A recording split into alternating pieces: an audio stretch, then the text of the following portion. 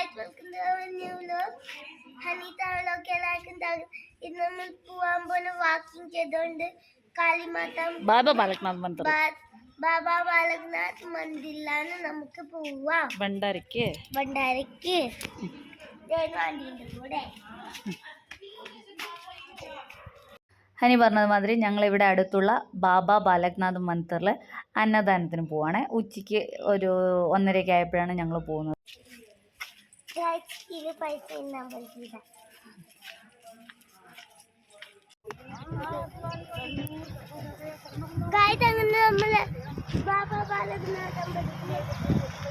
ഹിമാചലിൽ ജനിച്ച ഒരു സിദ്ധനാണ് ബാബാ ബാലകനാഥ് എന്ന് പറയുന്നത്. അപ്പോൾ അദ്ദേഹം യാത്രക്കിടയിൽ ഇപ്പം നമ്മൾ പോകുന്ന അമ്പലത്തിൽ ഒരു ദിവസം താമസിച്ചിട്ടുണ്ടായിരുന്നു. അങ്ങനെയാണ് ഇവിടെ അദ്ദേഹത്തിൻ്റെ പേരിൽ ഒരു അമ്പലം ഉണ്ടായത്. അദ്ദേഹം വലിയ ശിവഭക്തനായിരുന്ന ഒരു സിദ്ധനായിരുന്നേ.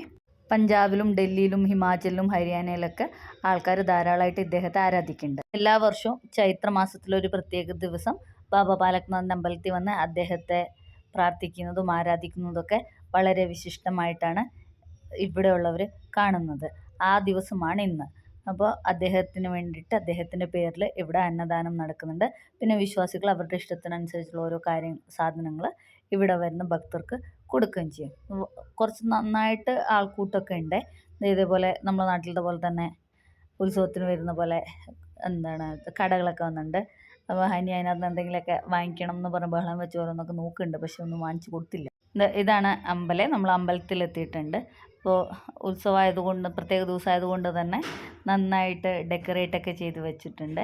ഒരു ചെറിയ അമ്പലമാണ്, അത്ര വലുതൊന്നുമില്ല. പക്ഷേ ഇതിനു മുമ്പ് ഞങ്ങൾ വന്നിട്ടുണ്ട് ഇതേപോലെ അന്നദാനമൊന്നും ഇല്ലാത്തൊരു നോർമൽ ദിവസം. അപ്പം വളരെ പീസ്ഫുള്ളായ ഒരു അറ്റ്മോസ്ഫിയറാണ്. അപ്പോൾ അമ്പലത്തിൻ്റെ മുമ്പിൽ തന്നെ പൂജയ്ക്ക് വേണ്ടിയിട്ടുള്ള സാധനങ്ങളൊക്കെ വെക്കുന്നുണ്ട്, പൂക്കളും പ്രസാദവും ഒക്കെ. അപ്പം അങ്ങനെ ഹനി വേണം പറഞ്ഞിട്ട് ഞങ്ങളും പ്രസാദമൊക്കെ വാങ്ങിച്ചു. ദേ അവിടെ ചില്ല് കൂട്ടിലിരിക്കുന്ന കാണുന്നില്ല ഒരു പലഹാരം, അതും വേറെ പത്താശയും വേറെ കുറച്ച് സ്വീറ്റ്സൊക്കെ നമുക്കൊരു കവറിലിട്ടിട്ട് തരും. ഒരു കവറിന് 20 രൂപയാണ്. അത് നമ്മൾ അകത്ത് കൊണ്ടുപോയിട്ട് ശ്രീകോവിലിൻ്റെ അടുത്ത് പൂജാരിക്ക് കൊടുക്കുകയാണ് വേണ്ടത്. ഞങ്ങളങ്ങനെ ദേ പ്രസാദം വാങ്ങിക്കുകയാണ്. അപ്പോൾ പ്രസാദമൊക്കെ വാങ്ങിച്ചിട്ട് വേണം ഇനി അകത്തോട്ട് പോവാൻ. അനി വാങ്ങിച്ചോ, ആൻറ്റിയുടെ കയ്യിൽ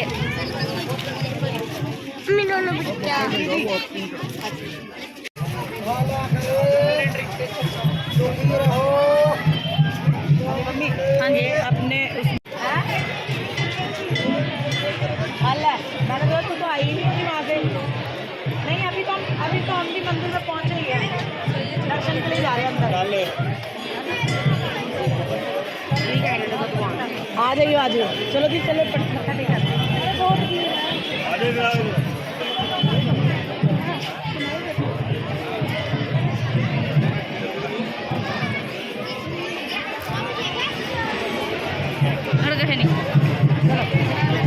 രേണുവിൻ്റെ കൂടെ നടക്കേ.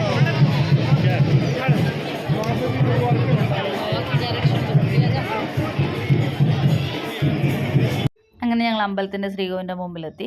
അത് മുമ്പിൽ തന്നെ ഒരു വലിയ ഹോമകുണ്ടമൊക്കെ ഉണ്ട്. അതിൽ ഇപ്പോഴും തീ എരിഞ്ഞുകൊണ്ടിരിക്കുന്നുണ്ട്. അങ്ങനെ ഞങ്ങൾ അത് തൊഴുത് അകത്തേക്ക് പോവാണേ. നല്ല ആൾക്കൂട്ടമായിരുന്നു. അപ്പോൾ അവിടെ എന്തോ പൂജ നടക്കുമായിരുന്നു ഞങ്ങൾ അകത്ത് കയറി ചെല്ലുന്ന സമയത്ത്. അപ്പോൾ ഈ ബാബാ ബാലകനാഥാണ് ഇവിടുത്തെ ശ്രീകോവിലെ പ്രധാന പ്രതിഷ്ഠ. അതുകൂടാണ്ട് അദ്ദേഹം ശിവഭക്തനായിരുന്നു പറഞ്ഞല്ലോ. അപ്പോൾ ഒരു വലിയ ശിവപ്രതിമയുണ്ട്.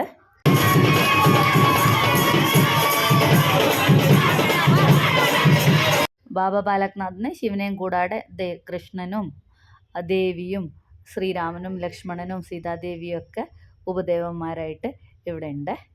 ഞങ്ങൾ ഏറ്റവും മുമ്പിലേക്ക് തൊഴാൻ വേണ്ടിയിട്ടുള്ള ക്യൂ ആണിത്. നല്ല തിരക്കുണ്ടായിരുന്നു എന്ന് പറഞ്ഞല്ലോ. അപ്പോൾ ആൾക്കാർ ഓൾറെഡി അവിടെ പൂജയുടെ സമയത്ത് ഡാൻസൊക്കെ ചെയ്യുന്നുണ്ട്.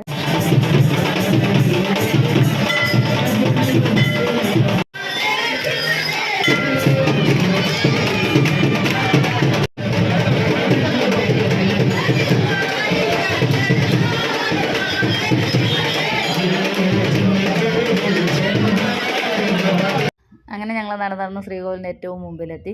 ഹനീനെ രേണു ദീദി കൂടെ തന്നെ കൈ പിടിച്ച് കൊണ്ട് നടക്കുന്നുണ്ട്. അപ്പോൾ ഞാൻ നേരത്തെ ഒരു വീഡിയോയിലും പറഞ്ഞിട്ടുണ്ട്, അവരുടെ കൂട്ടത്തിൽ ഒരാളായിട്ട് തന്നെയാണ് ഞങ്ങളെ കൺസിഡർ ചെയ്യുന്നത്. ഹനിയുടെ ഒക്കെ അവർക്ക് അത്രയും കൂടുതൽ സ്നേഹമാണ്.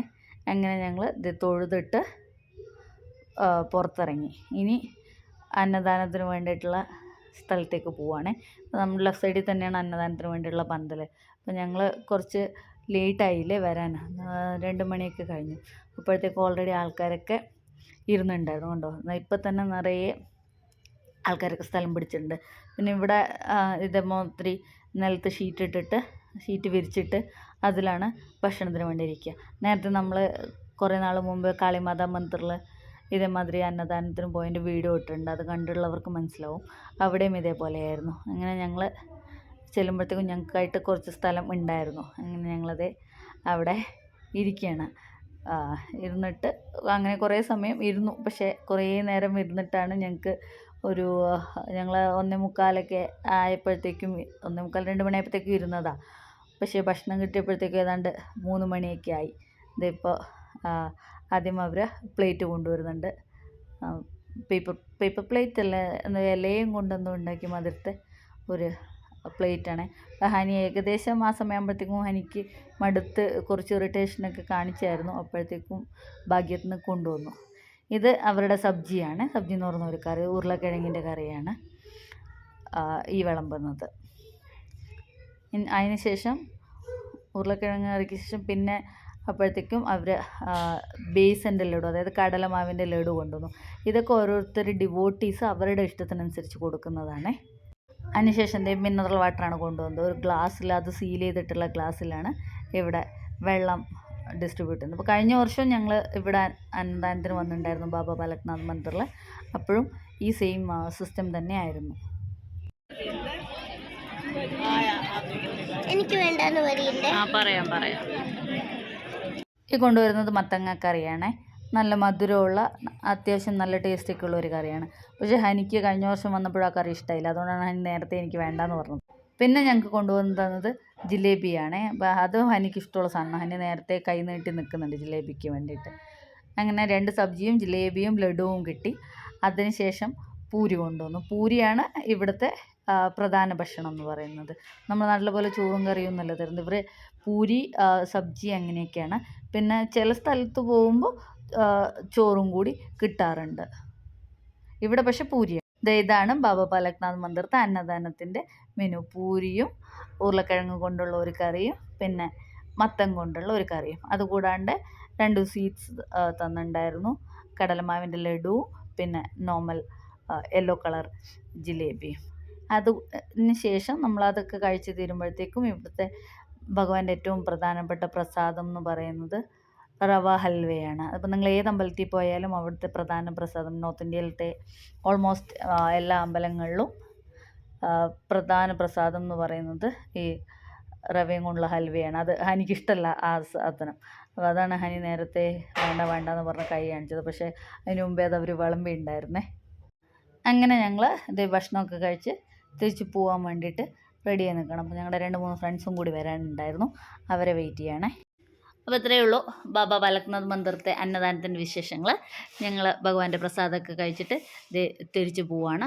കൂടുതൽ വിശേഷങ്ങളായിട്ട് മറ്റൊരു വീഡിയോയിൽ ഇന്നൊരു ദിവസം കാണാം. Thank you for watching.